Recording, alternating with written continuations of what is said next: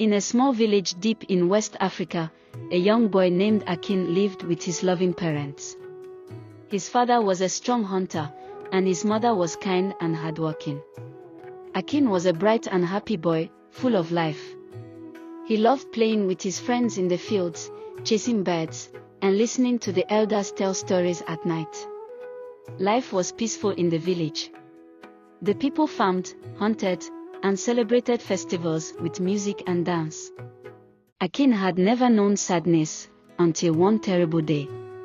That day, the village was quiet. The men had gone hunting, and the women were busy cooking and working. Suddenly, the silence was broken by loud screams.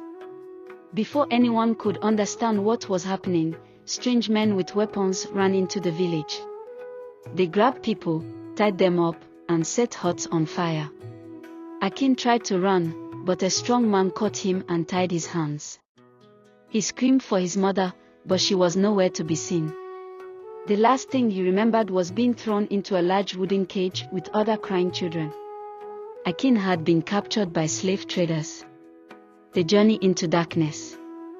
The next few days were the worst of Akin's life. The captives were forced to walk for hours without food or water. Those who were too weak to continue were left behind. The traders showed no mercy. Akin missed his family and his village. He wondered if he would ever see them again.